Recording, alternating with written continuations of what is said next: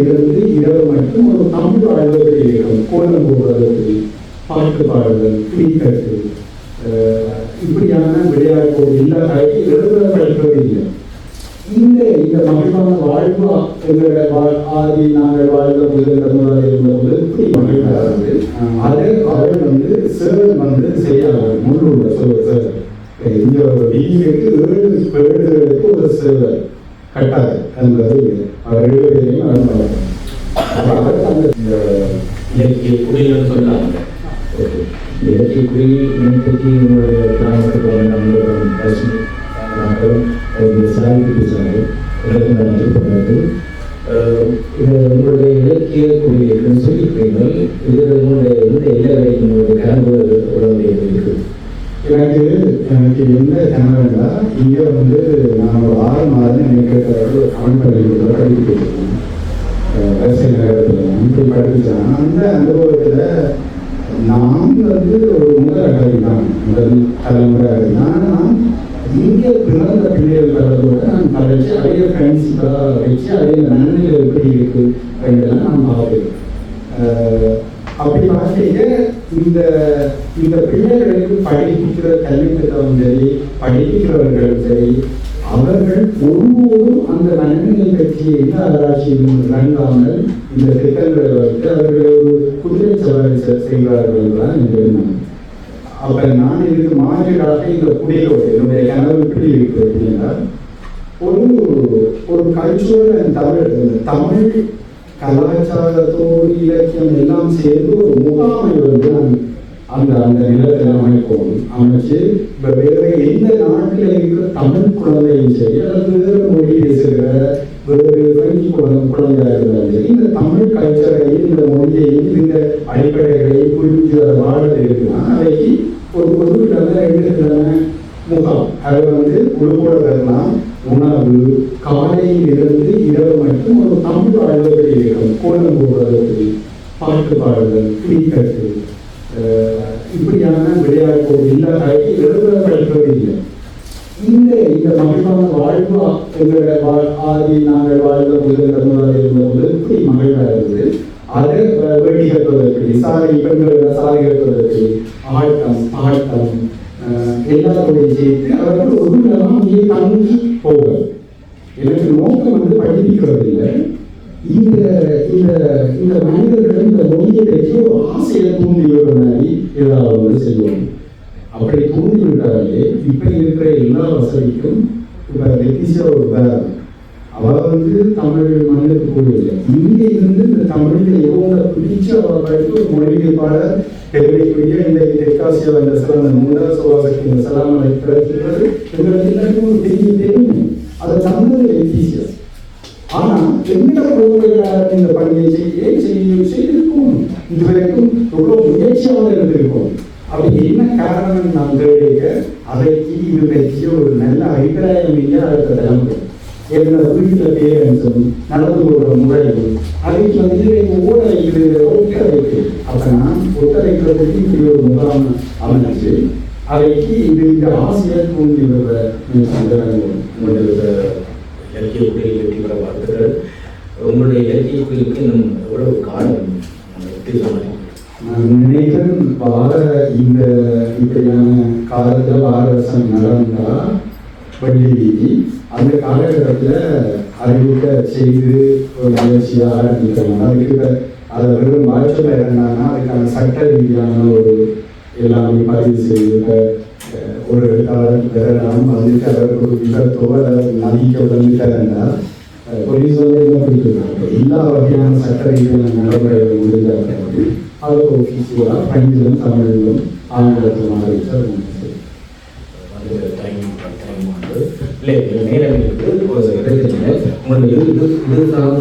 நீங்கள் ஒரு தலைமுறையாக இருக்கிறீர்கள், மற்றது என்னுடைய அடுத்த தலைமுறையுடைய தொடர்பாக இருக்கிறீர்கள். இப்போ என்னுடைய இந்த சந்திப்பில் பார்க்க என்னுடைய ஒரு இளம் மக்களின் ஆணையம் நாங்கள் இந்த தவறு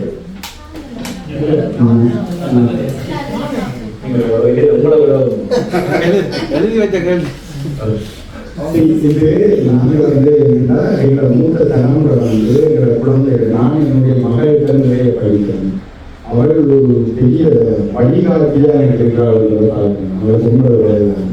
ஒரு சின்ன சம்பவம் என்னன்னா, அவள் சேவல் சரியாக முள்ளூர் சேவல் இங்க வீட்டுக்கு 7 பேருக்கு ஒரு சேவல் கட்டாது என்பது அவர் 7 பேரையும் அழைப்பாங்க. அவருக்கு அந்த தீவிராக எங்களுக்கு சேவல் இல்லாத தீவிராக நான் போனாலே தீவிர அடிச்சு காயம் எல்லாம் அப்படியெல்லாம் அவளை விதமாக அடிச்சு அதுக்கு சாப்பாடு கொடுக்கத்தான் போவேன், அடிவடி கொண்டு நான் வருவேன். அப்ப சிறுவரை கண்டா மட்டும் மக்களுக்கு பயம். அப்போ ஒரு நாள் நீ முதல் பயப்படாத, தடி வச்சிருந்தா சிறுவர்களா நீ பயன்படாத நெல் தடியோடு பாவம் நான் சொல்ல இல்லை, நான் அதுக்கு அடிக்க விரும்பவில்லை அவர் சொல்றார். உனக்கு கொத்தவங்க நீ அடிக்கதான் வேணும் என்று அவர் சொல்றார். இல்லையெல்லாம் அடிக்கக்கூடாது, சிறுவன் விட தொடர்ந்து எதிரியாக தான் அணிச்சிக்கணும். ஏன் அப்படின்னு உனக்கு அவள் கதை சொல்றாங்க. அப்பதான் அவளோட தனிமே அந்த பள்ளிக்கூடத்தில் அவளுக்கு நடக்கிற விஷயத்த ஊரமாக இருந்து எனக்கு சொல்றாங்கன்னா அந்த நண்பர்களாக விளையாட கேட்க அனுமதிக்கு அந்த நிமிஷம் எனக்கு ஒரு சொன்னால் வானில தான் இருக்கவன் என்னை பெக்காக தள்ளி விடுத்திட்டு அதில் இருக்கிறதாய் அதே செய்து இருக்கேன். அப்போ நான் ஒரு தகப்பனா எனக்கு ஒரு பெரிய வெளியான வந்தது. ஆனால் அப்போ நீ என்ன செய்வாய் என்று கேட்பதற்கு அவள் சொன்னதே பெரிய பெருமையான நினைவாக இருந்தது. அவர் சொன்னார், ஒருபோதும் அதுக்கு முதல்ல எனக்கு கூட சொன்னதில்லை பள்ளிக்கூடத்தை. ஆனால் இவ்வளவு விஷயங்களை தாண்டி எங்களுக்கு சொல்லாமல் அவள் அதில் இருந்து கற்றுக்கொண்டே சொல்வாள். என்னன்னா தான் அதையே விட்டுட்டு போய் சின்ன வகுப்பு பிள்ளைகளோட விளையாடு. அதுக்கு தான் வீட்டை விளையாட பொருள்லாம் கொண்டு நினைவாக பேட்மிண்டன் விளையாட பொருளை கொண்டே இவன் அதிக வசதியை செய்வதற்கு அதிக விளையாட பொருளை கொடுத்து இவன் இருந்து பார்த்துட்டு இருப்பான். அப்போ அது இவாளை எதிர்பார்த்து காத்திருந்து இவாளை நண்ப இவன் உருவாக்க முயற்சி செய்வார். அதையோ தன் வயதுக்காரரோட வீட்டுக்காரரோட. அப்போ நான் சொன்னேன், இதில் நீங்கள் அப்படி அதை தள்ளிப்படுத்தி இருந்தால் நீங்கள் டீச்சர் நெட்வாசிட்ட சொல்லலாங்க. சொன்னால் அவங்களுக்கு அதை சொல்லிதான் இல்லை சொன்னால் அதை எண்ணிட்டு இன்னும் கோவப்படுவீங்க. பிறகு ஒருபோதுமே நான் நன்மையாக ஏற்றுக்கொள்ளாங்க. அதாவது நான் அதை செய்திருக்கேன். பிறகு சில பெரிய நல்லா இருப்பேன் அப்படின்னா எனக்கு இந்த சிறுவருக்கு அவள் செய்ததும் வகுப்பில் அவள் கற்றுக்கொண்டதும் என்று சொல்லாமல் அவளே ஒரு தத்துவத்தை எடுத்து நண்பர்களை உருவாக்குவது மட்டுமே வேலை, அதுக்கு எதிர்த்தால் அவர்களை இன்னும் எதிரியாக போடுங்கிற விஷயம் எனக்கு கண்ண விஷயங்கள் இல்லை. அரசியல் கணக்கிற விஷயத்தை அவர் கற்றுத்தர முடியும். இப்படிதான் நான் சின்ன அவர்கிட்ட இருந்து கற்றுக்கொண்டிருக்க இந்த பேரண்ட்ஸ் இப்படி பிள்ளைகளை கற்று அவைக்கு பெரிய யுத்தம் இருக்கு. இந்த சம்பவத்தில இருந்து நாங்கள் நாங்கள் பெரிய பண்ணோம். நாங்கள் பெற்றெடுக்கிற இந்த குழந்தைகள் எங்கள் வீட்டில் தமிழக இருக்கும், அங்கே போய் மொழி தெரியாது, சில பேர் தெரியாமல் இருக்கும், சொல்ல விளங்காம அந்த பிள்ளையை அவஸ்தப்பட்டு அந்த உலகத்துக்கு தக்க வைக்கிறது ஒரு பெரிய வரி சுமந்த ஒரு கதை, வரி சுமந்த வாழ்வது. அப்போ அதுகளின் உடல்களை பிள்ளையை தடைஞ்சுதான் நாங்கள் எங்களோட உறவாடுவோம் கதைக்கும். அப்பதான் இதுக்கான பாதைகள் திறக்கிறது. சொந்தங்களுடைய சாதாரண உளவியல் ரீதியாக நிறைய உங்களை கவிழ்க்க வேண்டிய இடங்கள்லாம் இருக்குது. அவையும் தனிமைப்பட்டு போனால் உங்களுடைய உரையாடையில் ஆனால் இப்போ அதுக்கு நேரம் இல்லை, உடலையான போய்கொண்டு போகும். மற்றும் இதில் நாங்கள் அந்த பிள்ளையை தள்ளி விடுத்தாலே ஒரு இன ரீதியான பேசுவாங்க பார்க்குறோம். அது இலங்கையில் சமூகம் நடக்குது. இதை நம்ம இந்த கோணத்தில் பார்க்குறோம். இந்த கோணத்தில் அணுகிறோம் என்ற பொருட்கள்லாம் இருக்குது. இது மிக ஆழமான விடயம். இது நாங்கள் இன்னொரு சமூகத்தில் உரையாடிவிடலாம். இப்போ நேரம் இன்னொரு 15 நிமிடங்கள் மட்டும்தான் தரப்படுகின்றீர்கள். அவர்கள் வந்தாலும் வயது கல் கொடுத்தாரு. நாங்கள் அழகிய பார்த்து முடிச்சு கொண்டால் இதில் வெள்ளாற்றில் பட்ட காலம் ஓகே.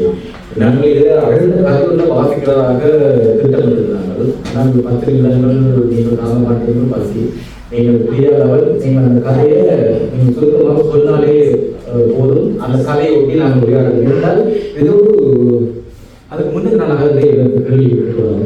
என்ன பிரச்சனை நான் இந்த கலைக்கு தாயை கூட தான் அவங்க என்னென்னா ஒரு மக்கள் ஆக்கப்படுறது. ஆனால் எனக்கு விட்டா எனக்கு மூணு மட்டும் தான் நீங்களாக முன்னாடி இதில்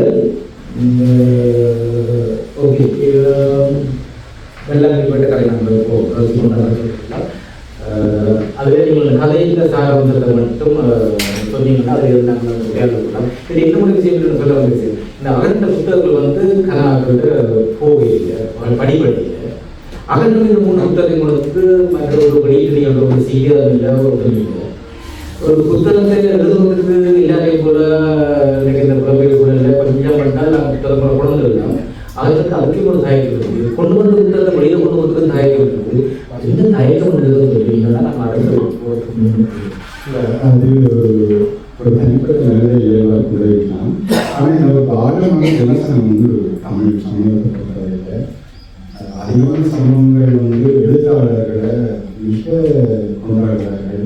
ஒரு எழுத்தாளனை எழுதிட்டு தன்னுடைய புத்தகங்களை தோல்வசனங்கள் வந்து சோழ சக்தி சலாமலைக்கிற காயத்ரி சொல்ற கொண்டு வந்ததை நான் பார்த்துட்டு அவ்வளோ ஒரு கவலையாக இருந்தது. ஏன் இந்த சமூகம் குறைந்தபட்சம் ஒரு எழுத்தாளர்களுக்கு அதையாவது செய்யக்கூடாது? உள்ள சொன்னதான் நம்மளுடைய புத்தகத்தையாவது வச்சு காட்டலாம். அதையும் நாங்கள்லாம் எழுத்தாளர்கள்லாம் செய்வோம் என்றால் இந்த சமூகம் என்ன என்ற கேள்வி இருக்கிறாங்க. அந்த கோபம் வந்து எங்கள் சமூகத்துக்கு இன்னும் எனக்கு ஒரு எழுத்தாளமா அல்லது சமூக அக்கறை எழுத்தாளர்கள்லாம் தான் சாதாரண மனிதனை நேசிக்கிறோம்னா ஒரு எழுத்தாளர்கள் நீங்கள் குறைந்தபட்சம் ஆதரவுக்காக அவரையே தூக்கி வந்து கூவி சொல்லணுன்றதை எதிர்பார்ப்பதே ஒரு தவறு. நான் ஒரு வாசகராக சொல்லுவேன். இந்த சந்தர்ப்பத்தில் நான் இந்த கருத்தைகளை பகிர்ந்து கொள்ள விரும்புகிறேன். இந்த அகனுக்கு உரிய தயக்கம் பல எழுத்தாளர்களுக்கு அவர்கள் வெளிக்கூட்ட வெளியில் கொண்டு போக முடியாத சூழல் இருக்குது. இப்படியான ஒரு இக்கட்டான இந்த இலக்கிய சூழலில் தான் இந்த வெள்ளி வீதியின் வருகை வந்து முக்கியமானதாக இருக்கிறது. இந்த வெள்ளி வீதி இப்படியான எழுத்துக்களுக்கு இப்படியான நூல்களுக்கு ஊக்கம் கொடுக்க வேண்டும் என்பது முக்கியமான நோக்கமாக இருக்கின்றது. அந்த வெள்ளி வீதியை வளர்த்து எடுக்க வேண்டியது உங்களுடைய இலக்கிய கலைஞர்கள். இந்த இடத்துல இந்த முதல் தயக்கம் இந்த தயக்கம் எல்லாருக்கும் இருக்குது. இந்த வெள்ளி வீதியை இப்படி ஒரு இலக்கிய கூட்டத்தை நிகழ்வை நடத்துவதற்கு ஒரு குறிப்பிட்ட செலவு இருக்குது. அந்த செலவை வந்து நாங்கள் சும்மா போய் நாங்கள் வர்த்தகர்களெல்லாம் முறை இல்லை, அவர்களுக்கு சம்பந்தம் முறை இல்லை. இந்த இலக்கியத்தில் ஈடுபாடு உள்ளவர்கள் இந்த செலவுடன் பகிர்ந்து கொள்ள வேண்டும் என்றும் இந்த இடத்துல இந்த வெள்ளி வீதி சார்பாக நான் இந்த உண்மைகள் கிரியாளர்கள் நீங்கள் எல்லாருக்கும் வணக்கம். வல்லான் வேட்டைக்காரி இந்த கதையை மனோன்னா முதல் வாசித்து விட சொன்னவர், பிறகு நேர போதாமையால் அதை சுருங்க சொல்லுங்கன்னு சொல்லி பவா செல்லத்துறை தான் எனக்கு ஞாபகம் வந்து அந்த அளவுக்கு எனக்கு சொல்ல தெரியாது. குறிப்பிட்டு அந்த கதையை வாசிக்கையாளர்ல சொல்கிறேன். ஏன்னா எனக்கு வல்லாண்மையில தெரியும், அகரண்ட வீட்டை போயிருக்கிறேன், இடமெல்லாம் எனக்கு அழகாக தெரியும்ன்றதால இன்னும் ஆழமாக அந்த கதைக்குள்ளே நான் அதை உணர்ந்தேன். அந்த பகுதிகளை வல்லாண்வீல் வேட்டைக்காரி என்றது ஒரு மூதாட்டியை பற்றிய கதை. இது ஒரு உரையாடல். இந்த உரையாடல் வந்து வல்லாண்வீல் தொடங்குது. அகரன் ஒரு வீடு வாங்கி போகிற அந்த வீடு வாங்கி, அதாவது அந்த கதாபாத்திரம் அல்லது அகரனையே நான் வச்சுக்கிறேன், அகரன் தான் அந்த கதாபாத்திரமாக இருக்கிறது நான் நினைக்கிறேன்.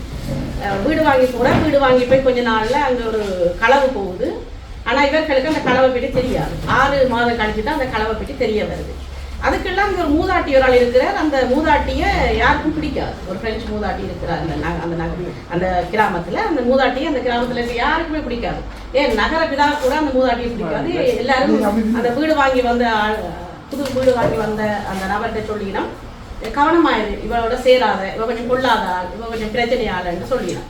அப்போ இந்த வீடு வாங்கி வந்தவருக்கு மனதில் எப்போவுமே அப்படித்தானே, அந்த மட்டாக்கள் சொன்னோன்னா எங்களுக்குள்ள அது இறங்கிடும். அதே மாதிரி இவருக்கும் இறங்கிட்டு பயம். இவர் தன்னுடைய மகளை கொண்டே பள்ளிக்கூடம் விட்டுட்டு வரும்பொழுது அந்த மூதாட்டி ஜன்னல் ஓரமா நின்று கேட்குறா, என்ன விஷயம், உங்களோட பாசஸ் இளவரசியை கொண்டே பள்ளிக்கூடம் விட்டு வாரினாங்க. இவருக்கு ஒரே குதூகலம். ஏன்னு சொன்னால் ஒரு புது நபர் அந்த கிராமத்துக்கு வந்திருக்கிற தன்னுடைய மகளை பார்த்து இளவரசி என்று சொல்லும் பொழுது அவருக்கு பெரிய குதூகலம். தான் அதில் நின்று கதை அவர் பார்க்குற, அவர் ஜன்னல் எட்டி பார்த்த பாட்டியமா வெளியில வாரா. அந்த கதவு வழியால் வந்து கதைக்க தொடங்குறார். கதைக்க தொடங்கிக்க, நீங்கள் புதுசாக வந்திருக்கிற அப்படி இப்படியெல்லாம் கதைச்சு போட்டு, இங்கே ஒரு கனவு நடந்தது தெரியுமா உனக்கு, என்று கேட்கிறார். இவர் இல்லை எனக்கு தெரியாது, இந்த ஊர்ல களவு நடக்குதா என்று சொல்லிக்க. அது நடந்து இப்போ 6 மாதம். அது அந்த வீட்டுக்காரண்ட பிரச்சனை தான். அந்த வீட்டை வந்து எல்லாத்தையும் திறப்ப கொடுத்து துப்புராக்க விடுறது, வீட்டு வேலை செய்ய விடுறது, அதனால அங்கே இருக்கிற குடிவக இதெல்லாம் மதுவாத பானங்கள் எல்லாம் களவு போயிட்டுதுன்னு சொல்லிக்க. இவர் ஆச்சரியமா அப்படியா ஆண்டு, ஏன்னா பிரான்ஸ் நாட்டில் களவே இல்லையென்ற ஒரு எண்ணப்பாடு கொண்டவர் தான் அந்த கதாபாத்திரத்தார். ஏன்னா எங்களுடைய நாட்டையும் இந்த நாட்டையும் அவர் ஒரு எங்களுடைய நாட்டிலேருந்து வந்தவர், ஒரு இங்கே நகரத்தில் வாழ்ந்தவர். அந்த கிராமத்துக்குள்ள போகையில் அந்த கிராமத்தின் அழகு, அந்த கிராமத்தின் வடிவம் அவருக்கு நிறைய கதைகளை கொட்டி தர மாதிரியும் அவர் ஆரம்பத்தில் சொல்லிவிட்டார். இந்த கதை வழியாக தான் இந்த கதை வருது. அப்போ இவர் பேசிக்கொண்டு இருக்கும் பொழுது அந்த அந்த இவர் 2 பேருமே பேசிக்கொண்டு இருக்கும் பொழுது இவ உண்மையை சொல்லலாம். மற்றாக்கள் யாருமே அந்த களவை பற்றி கதைகளை உண்மையை சொல்லி கதைத்து கொண்டிருக்கும் பொழுது இந்த அந்த வழியால ரெமி என்றவரும் அவருடைய மனைவியாரும் தன்னுடைய நாயை உலாவை கூட்டி கொண்டு போயிடும். இவர்கிட்ட விட்டு நாய், அந்த குட்டி நாயை துளத்தி கொண்டு போகுது. பாட்டியம்மா அந்த சரியம்மா அந்த ஷூ காட்டி விடுவோம்னு சொல்ல, ஷூ எடுத்து நிப்பாட்டுன்ற மாதிரி பாட்டியம்மா அந்த வேலையை செய்கிறாள். நாய் போகுது, பிடிக்காமல் பிடிக்கிற மாதிரி நடிச்சுதுன்றா. இந்த நாய் அந்த நாயோட ஷர்ட்டை விட்டு வருது. பாட்டியம்மாவுக்கு ஒரு கள்ளச்சிரிப்பு, நான் அந்த ஷர்ட்டை விட்டுட்டு இருந்த ஒரு கள்ளச்சிரிப்பு.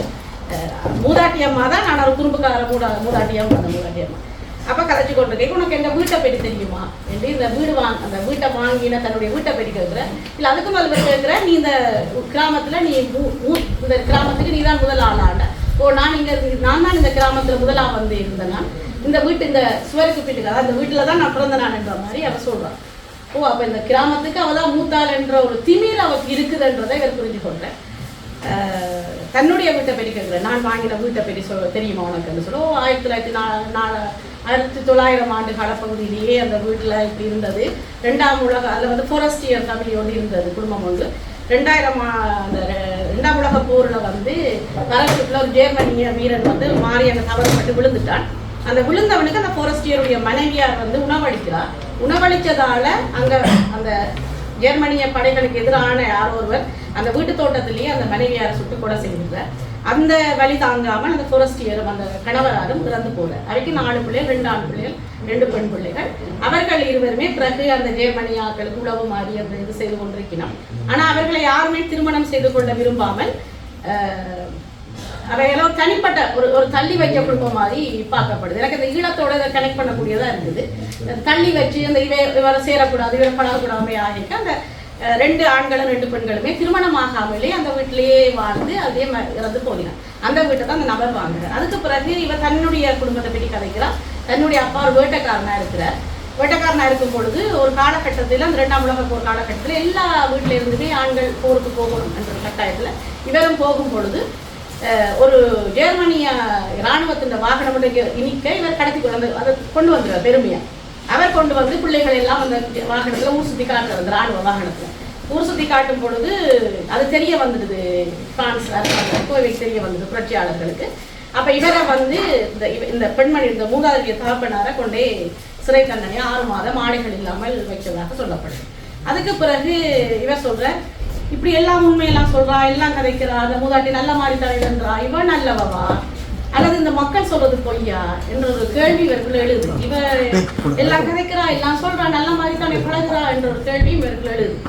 அவ பற்றி அவ சொல்ற, நீ இப்படி இதன்ற ஏதாவது உனக்கு உதவி வேணும்னா கேளு அந்த நபர் கேட்க அவ சொல்றா, நீ நல்லவன், நீ ஏனென்று சொன்னால் இந்த உங்கள் வீட்டில் ஒரு விழா செய்யும் பொழுது நான் விழா செய்ய போறேன், யாருக்கும் தொந்தரவாக இருந்தால் மன்னிச்சு கொள்ளும் துண்டு சுட்டெழுதி போட்டது, அப்படி யாரும் இங்கே செய்யலை, இங்கே இருக்கிற எல்லாம் முட்டாளார்கள் என்று சொல்லி இவரை கொஞ்சம் பெருமிதமா அவர் கதைக்கு இன்னும் வந்து இவருக்கு ஒரு என்ன சொல்றது, ஆனால் நல்ல பாட்டியா இருக்கிறார் இவர், இப்படியெல்லாம் கதைக்க இந்த மக்கள் இப்படி சொல்லி நம்ம நினைக்க, நீ எனக்கு ஏதாவது உதவி உனக்கு ஏதாவது உதவி வேணுமாட்டா கேட்டு இவர் சொல்லிட்டு இருக்கீங்க. அவருக்கு அந்த கண்ணெல்லாம் கலங்கையில சிவந்து போகுதுலாம் சொல்லப்படுது. கண்ணெல்லாம் சிவந்து போகுது. தன்னை பற்றி சொல்றா, நான் திருமணமாகி 18 வயசு இருக்கும்போதே முதல் பிள்ளை இருக்கும்போதே என்னுடைய கணவனார் தற்கொலை செஞ்சார். 2வது கணவனார் இன்னொரு பிள்ளை பிறந்த உடனே எனக்கு அடி உதை ஒரே கஷ்டம் கொடுத்ததால நான் அவரை விட்டு பிரிஞ்சுட்டு நல்ல காலம் நான் பிரியாமல் தான் நான் அடிச்சே கொண்டிருப்பாங்க. அவர் 3வது கணவரோடு தான் இன்றைக்கு 45 ஆண்டு காலம் பண்ணுறேன். அவருக்கும் ஒரு பிள்ளை. அப்போ 3 கணவனுக்குமே ஒரு வழியில 3 பிள்ளைகள் அவருக்கு. ஆனால் அந்த 3 பிள்ளைகளுமே இன்றைக்கு இவைக்கு உதவி இல்லாமல் இருக்கிறான். இருக்கும் பொழுது இந்த கணவருக்கும் சுவாச பிரச்சனை. அப்போ சுவாசிக்கிற பிரச்சனை. ஆனால் அவர் என்ன செய்யறார், இரவுல நான் செத்து போயிடுவேணும், ஏதாவது ஒரு இரவுல நான் இறந்து போயிடுவார்ன்ற பயத்திலேயே குடிச்சு தன்னுடைய வாழ்க்கையை கழிச்சு கொண்டிருக்கிறார். அப்போ அந்த கவலையும் இவருக்கு இருக்குது. ஏனென்றால் அவருக்கு அந்த வெளியில கம்பீரமாக இருந்தாலும் உள்ளுக்குள்ள இவ்வளவு ஒரு வருத்தங்கள், துன்பங்கள், சோகங்கள் எல்லாம் நிறைய பேர் அப்படித்தான் நாங்கள் செய்கிறோம். வெளியிலலாம் சிரிச்சு பெரிய கொண்டாட்டம் செய்கிறோம். ஆனால் உள்ளுக்குள்ள நிறைய பேருக்கு தற்கொலைகள் நிகமனமாய் அப்படி நிறைய பிரச்சனைகள் இருக்குது. அப்படி இருக்கே இப்படி சொல்லி கொண்டு வரைக்க இவருக்கு இவர் நான் சொல்கிறேன், என்ன உதவி வேணும்னாலும் எனக்கு நான் அதை செய்கிறேன். அந்த பாட்டியம்மா நன்றி சொல்லல, அவருடைய கன்னத்தில் ஒரு அழுத்தமான ஒரு முத்தத்தை இருக்கும். அந்த முத்தத்தில் இருக்கிற ஈரடிப்பு, அந்த முத்தம் அவருக்கு அந்த உணர்த்துது அவருடைய நன்றியையும் அவர் எதிர்பார்த்த அந்த அன்பையும் ஏக்கத்தையும் அதில் வெளிப்படுத்துது. இவர் அந்த கதை அதில் முடிவடையுது. எனக்கு அது 2 வரிகள் பிடிச்சிருந்தது என்றால் அழகாக வர்ணனை கொடுத்திருந்தார். அகரண்ட வர்ணனை நான் அதர் உள்ள பார்த்தேன்னா அந்த வித்தியாசமாக இருக்கும். இதில் அந்த பாட்டியம்மாண்ட உதடுகளை 2 மசுக்குட்டிகள் ஒட்டி இருந்தது போல அந்த உதடுகள் என்று சொல்லியும் அவனோட முகத்தில் இழையப்பட்ட அந்த நரம்புகள் இலைகளில் ஒரு அந்த பச்சை நிற அந்த நரம்புகளை ஒட்டி இருந்து அழகாக இருந்தது. மகளை பற்றின கதை எனக்கு தெரிஞ்சதால இந்த கதை ப்ராசஸ் என்று சொன்னோடனேயே அதிலேயே அவர் அப்படியே நின்றுட்டார். பாட்டியம்மா நீ என்ன பிரச்சனை நான் கேட்க தயார்ன்ற மாதிரி இதோட அந்த கதை முடிவடையுது. நான் சொன்ன சரியா நினைக்கிறேன். நன்றி. ஒரு இப்படியான இலக்கிய நிகழ்வுகளில் ஒரு கதையரங்க நாங்கள் இன்னும் செம்மையாக செய்ய வரும். அது செய்யக்கூடிய ஆக்டர் உள்ளவர் அன்றைக்கு அவசரமாக வாசிக்க வந்த கதையை இந்த சொல்லியில் கொஞ்சம் எல்லாருக்கும் கதைகளை புரிஞ்சிருக்கிறது தான் குறைவு, பரவாயில்லை. ஆனால் நாங்கள் ஒரு இதில் நாடகக்காரர்கள் நம்ம கமலாபுரம் ஆக்கள் இந்த இப்படியான ஒரு கதைகளை நாங்கள் அரங்காக்குற முயற்சிகளை நாங்கள் செய்யப்படும். அது அவையே இன்னொரு பக்கத்தில் கலைகளை பார்க்கும் ஒரு சோழப்படம் கற்றுக்கணும்னு நம்புகிறோம். அவரும் உங்களோட இருக்கிறது அவள் அந்த கதையை வாசித்து சொன்னார். நீங்கள் எழுதின மாதிரியான புரிதல் அவர்கிட்ட இருந்ததா? நீங்கள் எழுதின கோணத்தில் அந்த புரிதல் பெரியாக இருக்கிறார். இல்லை, அதான் அந்த கதையை அப்படியே சொன்ன வார்த்தையில் அந்த அதை நான் சொல்லலாம்னு தெரியல. கிரிட்டில் தான் துவங்கிருக்காங்க, கிரிட்டில் தான் முடியுது, அதுக்குள்ள ஒரு முடிச்சு அது நான் சொல்லக்கூடாது. மாசம் இந்த கதை வட சஞ்சிகள் வந்தது. முதல் ஒரு விளங்குகிறது. ஆனால் பிறகு ஒரு வாசகர்கள் கூட்டத்தில் மிக மிக மிக புத்தகப்பட்டு பாராட்டப்பட்ட கதை. அதில் முடிச்சில் திட்டுகள் அருமையான கதை. நீங்கள் அந்த கதையை படித்துக் கொண்டால் நாங்கள் உரையாடக்கூடிய சுருக்கமானது. அந்த யாராவது அவரோட உரையாட இருந்தார்கள். ஓகே, அனைவருக்கும் வணக்கம்.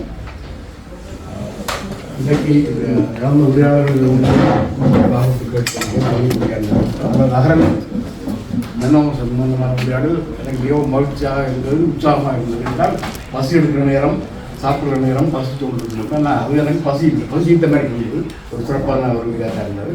இன்னொன்று அகலை பற்றி நான் சொல்ல வேண்டும் என்றால் அகலுடைய இருக்கக்கூடிய அந்த துடிப்பு, அந்த நிதானம், நேர்மை எல்லாத்தையும் நான் நேராக இருந்து பார்க்கணும். அவரோட பெற்றோர்கள் பயணம் இருந்தால் அப்பொழுது கூட அவரோட இருந்து வருகின்ற வார்த்தைகள் ஒவ்வொன்றுமே எனக்கு புதினமாக இருக்கும். எனக்கு மிகவும் ஒரு புதிய உற்சாகத்தை சில விஷயங்களை எங்களோட நாட்டு நடப்பாண்டிருந்தாருன்னா அது யோக முடியங்கள் எல்லாமே அந்தபடியாக இருக்கும். தாராளமாக சொல்லுவேன், அதை கேட்டுக்கொண்டே இருக்கிறேன். அந்த மாதிரி இந்த கருத்து விஷயங்கள் எனக்கு இன்னும் உற்சாகம் தந்தது. அது கருத்துன்றது அவரோட கருத்து கூட இருக்கு. எப்படி நான் சந்திச்சு அப்படின்னு சொன்னால் ஞாபகம் இருக்கு. கடமையும் பெருசாக 2 பேருடைய புத்தகவழி கூடாதெல்லாம் போடலாம். அங்கே கூட அங்கே உள்ள கருத்து சொல்லுவாங்க. அப்போ எனக்கு அப்போவே அந்த கருத்து சொல்லணும். எனக்கு அந்த முன்னாடி காதுகளை அதாவது உள்ளத்தை கலந்துட்டேன். அப்போ நான் உடனே தெளிவு நம்பர் போட்டி போகுது ஒரு டைம். அப்போ பார்த்துட்டு இவருக்கு பாதகத்தான் வந்தவர்கள் நான் அவரோட கதை கேட்கல. அவர் சொன்னேன் சுவாசத்தையும் கேட்கறது ஏன்னா அவ்வளோத்துக்கு அவருடைய அந்த பேச்சு வரணும். பிறகு தொடர்ந்து நடந்தவர்களை இது எழுதணும் அப்படி பண்ணணும். எனக்கு பிடிச்ச விஷயங்கள் புராணியாக்கா எனக்கு இன்னும் பிடிச்ச ஒரு ஆத்ம அவன் நிகழ்ச்சியில் எல்லாரும் காய்ச்சவன். ஆனால் அவர் காய்ச்ச உடனே எனக்கு அந்த உடனே சொன்னாங்க அவருக்கு இது அருமையாக இருக்குது. இப்போ நான் என்ன கேட்குறேன்னு சொன்னால் இப்படி காய்ச்சி போட்டு விடக்கூடாது. எனக்கு என்னடா இப்போ இந்த கலைச்சலை காதல் வேணும் சரி அதுக்கு எழுத்துல பெறவும் பெரியாத அப்படியான விஷயங்கள் எழுத்துல வந்தால் தான் தொடர்ந்து நாங்கள் என்னடா சில இப்போ சுவாசத்தி எழுதின புத்தகம் வந்து 30 லட்சம் ஏறும். அதெல்லாம் பாய்ச்சி போட்டு அடிக்கடி பார்க்குறேன். ஃபைபர் மாதிரி அடிக்கடி பார்க்குறது என்னடா அந்த விஷயங்கள் இருக்குது. அது இப்படியும் எழுதலாமன்ற ஒரு உணர்வு. அது மாதிரி தம்பி அகரன் அவர்களும் இப்படியான எங்கே என்ன கலைக்கிறதோ அந்த கதையை அந்த கருத்துக்களை ஒரு தொகுத்து ஒரு புத்தகத்தை தர வேண்டும்ன்றது என்னுடைய விருப்பம் என்று நான் வேண்டுகோடு கட்டாயம் இல்லை. நீங்கள் கதையை எழுதுகிறீர்கள், இலக்கியம் படைக்கிறீர்கள், ஓகே அதெல்லாம் சரி. இந்த விஷயத்திலேயும் நீங்கள் கவனம் இது வந்து மற்றவர்களை தூண்டுற மாதிரி இருக்குது. கருத்துகள் மக்களை பற்றி கொண்டால் சத்தியாக உருவெடுக்கும் என்ற ஒரு வார்த்தை பிரயோகம். அது மாதிரி உங்களுக்கு அந்த கருத்துகள் வந்து தாராளமாக எனக்கு என்ன உற்சாகப்படுது. அதே மாதிரி இது போல சில இருக்கு. நான் அந்த வகையில் நான் உங்களை போல கொடுக்குறாங்க பாராட்ட இந்த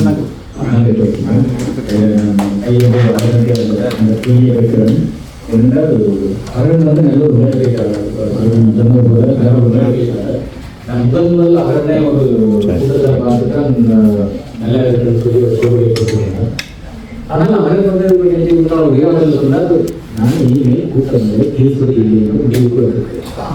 அது ஏன்னு நம்மளால் அதே ஆயிரத்தமாக அறிவு இல்லை. உண்மையான இலங்கையில் இருக்கையில் என்னுடைய வயதுக்கான அந்த பயிற்சி எழுதுறதுக்கு நான் 2 வயசுல இப்போ நான் பேசுபோட்டிக்கு போனால் மற்ற சகோடியாளர்கள் 20% சொல்லிடுது. அந்த நிலைக்கு காரணம் நான் சொன்னதுதான், காசுக்காக பேசி பேசி இருந்தது. ஆனால் எனக்கு கான்செப்ட் வந்து ஒரு 10 வருஷம் எந்த உரையாடல் இப்படி ஒரு 4 தமிழர்களுக்கு முன்னிருந்து கூட நான் கதை கேட்டேன். எனக்கு அதில் வீழ்ச்சி, அந்த பேச்சில் வீழ்ச்சி எனக்கு தெரியல. இப்போ இது கூட ஒரு உதாரணம் தானே, இப்படி நிறைய சந்திக்கிறோம். ஒரு 4-5 வருஷத்துக்கு ஒருக்கா 3 சந்திக்கலாம். எனக்கு ஒரு விஷயத்தை செய்தால் அதில் ஒரு வகையான இதாக இருக்கும். அந்த பேச்சு என்ன விட்டு அந்த பேச்சு சிலவர்கள் நாட்டிலே நான் இருந்தால் அதை இன்னும் தொடர்ந்து கடைபிடிக்கிறேன். எனக்கு அதில் இருந்த ஒரு வெட்கமான தன்மை இன்னும் அறியாமையே வேணாம். இதில் பேசி அப்படி சிலவர்கள் எழுதுறதால அந்த ருசியோ தெரியல. ஒரு ஊடகமாக இருந்து பார்க்கறது ஒரு நல்ல மகிழ்ச்சி. அப்படி நீங்கள் தயாரித்த பேச்சுக்களை மற்றது உங்கள் மத்தியில் இருக்கிற சமூகத்தில் இந்த பேச்சுக்களை தொடர்பான ஆட்கள் மிக பற்றாக்குறை இருக்குது. உங்களை போகிற ஆட்கள் அதை தொடர்ந்து செய்ய வேணும். அதுக்கு இடம் இருக்குது. நீங்கள் அதை சரிப்பு சொல்வது இல்லை. நீங்கள் தொடர வேணும். நீங்கள் உரையாக அவர்கள் இருந்தால் இருக்கிறார், இல்லைனால் நம்ம சாப்பாட்டுக்கு போகும். நல்ல நேரம் உரையாடினால வந்து நகரன் வந்து முழு அந்த உரையாடல் தொகுப்பில் வந்து ஒரு சலிப்பான ஒரு மனநிலையில் தான் உரையாடி கொண்டு முடியும். நான் இதை பார்க்குறேன். ஆனால் செயல் வடிவம் வந்து இயங்கி கொண்டிருக்கேன். இதை வந்து நீங்கள் ஒரு உரையாடலுக்காண்டி கட்டமைச்சு உரையாடுறீங்களோ வந்து எனக்கு இல்லை ஒருபோதுமே இல்லை. இல்லை நான் சலிப்பு ஒருபோதுமே நீங்கள் எதையும் எழுதுனதை படிங்க. மனிதர்களுடைய மனித மனங்களுடைய கருப்பு பழக்கங்களை பற்றி பேசுவது எனக்கு பெரிய என் மனம் உடன்படாது. மனிதர்களுடைய பலமான மகிழ்ச்சி பழக்கங்களை பற்றி தான் பேசணும்னு நான் விரும்புகிறேன். எனக்கு ஒருபோதுமே இதை சிலோட பார்வைக்கு அப்படி இருந்தும் சலிப்பு எதுவும் இல்லை. மக்கள் அப்படி இருந்தது அதெல்லாம் எனக்கு ஒரு சட்டம் தான் பார்க்குறேன். இந்த நாட்டில் வந்து அவள் தன்னைத்தானே தகவல் இதை எந்த சலிப்பும் இந்த சமூகத்தின் மீது ஒரு குற்ற உணர்வோ அல்லது குற்றச்சாட்டு அல்ல. சிலவரை நான் சிலவரை சிந்திக்கிறதும் இந்த நாட்டுக்கு வந்து இவ்வளோ மனிதர்களை இந்த ஓட்டம் கூட நல்லது ஒன்று தோணும். ஜெயாருக்கும் பண்டாரநாயகருக்கும் நன்றி செலுத்துவோம் என்று கூட சில தோணும். ஏன்னா இல்லாட்டி அந்த நாட்டில் இருந்து அந்த நிலத்தை மட்டுமே பார்த்துருப்பாங்க. இந்த இத்தனை வகையான மனிதர்கள் நீங்கள் சொல்லி பாருங்க, ஒன்றுமே இல்லை. கஞ்சிக்கார மக்களும் இவ்வளோ இருக்கிறேன். ஒன்றுமே இல்லாமல் வந்து ஒரு வாழ்வை தகவமைச்சு நான் ஒரு கிராமத்தில் போயிருக்க பஞ்சிக்கார என்னுடைய நெருங்கின நேரம் சொன்னவர் மிக கவனம் கிராமம் நகரத்தை போல அல்ல. நீ ஓடிவிட்டு திருப்பி அடுத்த வருஷம் திரும்பி வர மாதிரி இருக்கக்கூடாது, ஆராய்ந்து போகணும். அப்போ என்னென்னா கிராமங்கள் உங்களுக்கு தெரியும் உறவு அந்த இன உறவோட இருக்கும். ஆனால் நான் அவர்களையும் நேசிக்கிறேன். பக்கத்து வீட்டு வேலியை வந்து அந்த ஐயா புல் எரிச்சு எரியுது. வேலி அணைக்கிறதுக்கு ஆள்கள் இல்லை. நான் ஒரு ஆள் தான் அந்த கிராமத்திலே இல்லாமல் நான் நதியில் போய் தண்ணி எடுத்து ஓடி வந்து அந்த வேலியை இல்லைன்னா எந்த பக்கத்தில் வைக்கோல் வீடு அவர் நடுங்கிட்டார். அந்த எலி காலத்தினாலே அது வந்து 10 ரெடியாகி அந்த வீட்டை நோக்கி போகுது. தொம்பியை வந்து வேற நான் அதை நோக்கிட்டேன். அப்போ அந்த அந்த கிராம மற்றவர்கள் இந்த ஆட்சியோட பிரச்சனை, அந்த கலைத்துறை ஆட்சி தான் பிரச்சனை. ஒரு மனிதர் கூட கிடையாது. வெளியே வந்த பூமியில இருந்து அந்த அந்த மனிதர் 2 போன வருஷம் செத்துட்டார். அவர் நடுச்சந்து ரோட்ல வந்தா கூட நடு ரோட்ல காரை விட்டுட்டார். ஒரு ரவுடி மாதிரி காரை விட்டுட்டு பின்ன கார் வைக்கணும், என்னோட கலைச்சிட்டு தான் போவார். அப்ப மனிதர்களை நேசிச்சா அது இன்னும் அந்த அன்பு பெருக்கெடுத்து கொண்டே ஊற்றெடுக்கக்கூடிய ஒன்றுதான். என்னை எதிர்க்கிற மனிதர்களை மிக ஆழமாக நேசிக்கிற போது அவர்கள் அந்த அன்பை கற்றுக்கொள்வார்கள், என் மீது அதிக அன்பை நேசிப்பார்கள் என்று தான் நான் நினைக்கிறேன். எந்த துன்பமும் எந்த கஷ்டமும் ஒரு சத்து, ஒரு பசலை, எது பசலை, அதன் மீது நாங்கள் நடக்கலாம். அதுதான் எங்கள் என்னுடைய வாழ்க்கையில் கற்றுக்கொண்டு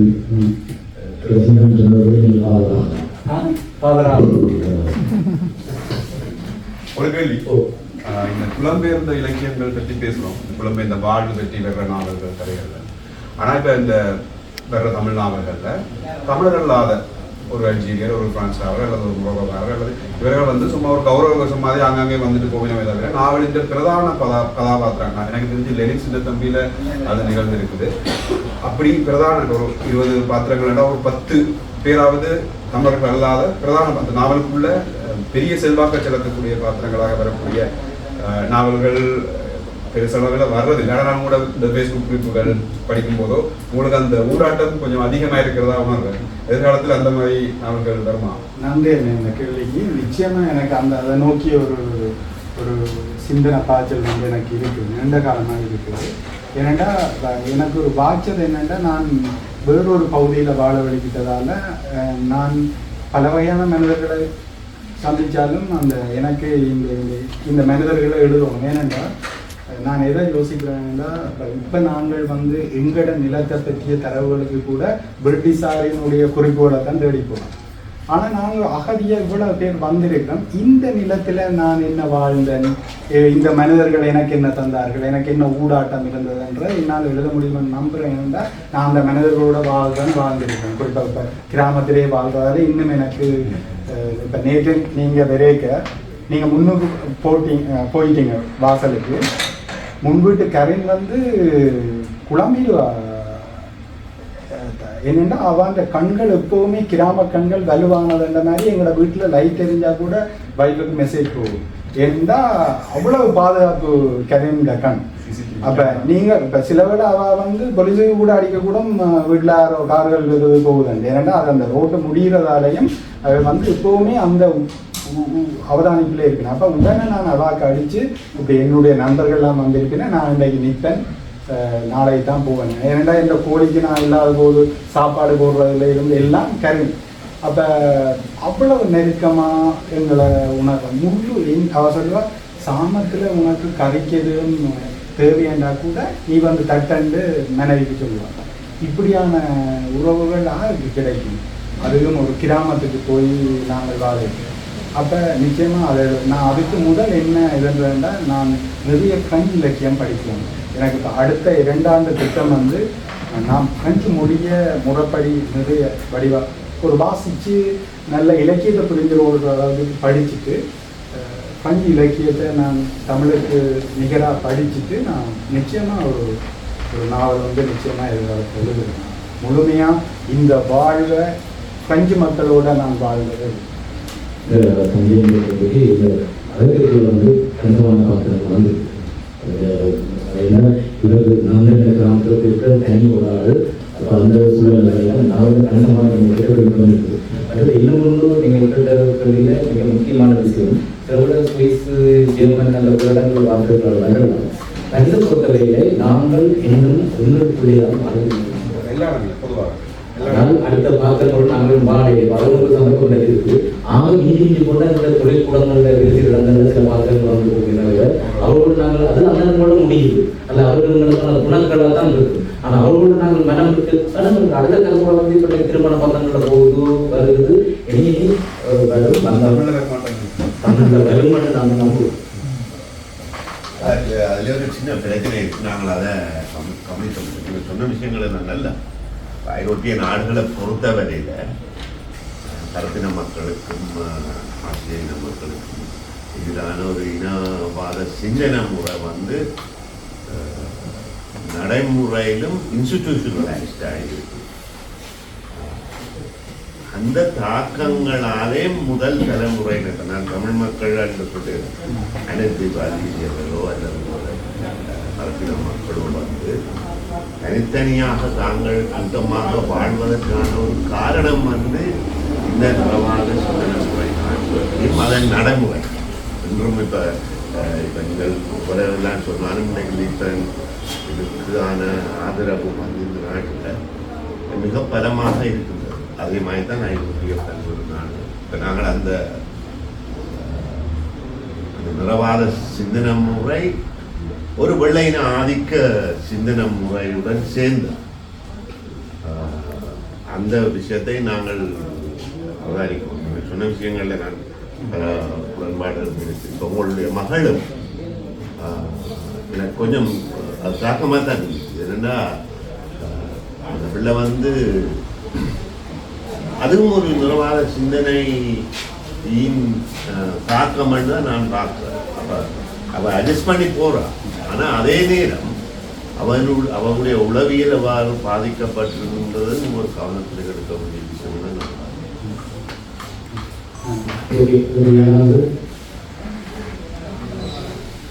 நான் மிக மிக முக்கியமானது. நாங்கள் இன்னும் தொடர்பாக நாங்கள் இன்னும் கலைக்கலாம், கலைக்க வேண்டும். இரண்டாவது உண்மையான இனவாதம் நிலவாதம் என்ற ஒன்று. இரண்டாவது வந்து அதிகாரத்துக்கு வருவதற்காக அந்த நிலவாத இனவாதத்தை ஒரு மிகப்படுத்தப்பட்ட சூழல் வந்து இருக்குது. அதுக்கெல்லாம் உண்மையெல்லாம் அவர்கள் கட்டாயம் இருக்க மாட்டாங்க. இதையெல்லாம் நாங்கள் பிரித்து பார்த்து நாங்கள் இருக்குது. நாங்கள் அப்படி எல்லாத்தையும் ஒப்பிட்டு அந்த இன்னொரு இனவாதத்தை நாங்கள் விதைக்க முடியாது என்றதும். பட் நாங்கள் எது நிறைய கதைக்கணும் என்ன நாங்கள் உரையாடல நாங்கள் கல்வர தளங்களை நாங்கள் நடத்த வேண்டும். இப்பொழுது நாங்கள் சாப்பிட்டுக்கிறோம். நான் போன ஒரு வருஷத்துக்கு முதல் வாசினேன். வாசிச்சுட்டு சரியான தாக்கத்தை ஏற்படுத்தின ஒரு நாவல். இப்படியான ஒரு நினைக்கிறேன் இலங்கையிலிருந்து இந்த எடுத்து ஒரு பெரிய ஒரு நான் காலேஜ் சொசைட்டியில 1000 அது வாசிச்சிருக்கு. பெண்களுடைய வாழ்க்கை பார்த்தீங்கன்னு சொன்னா ஒரு இருக்கக்கூடிய வாழ்க்கை வந்து ஒரு இஸ்லாமிய வாழ்க்கையோட எந்த பிசகும் இல்லாமல் தான் அவங்களுடைய வாழ்க்கை அமைந்திருந்தது.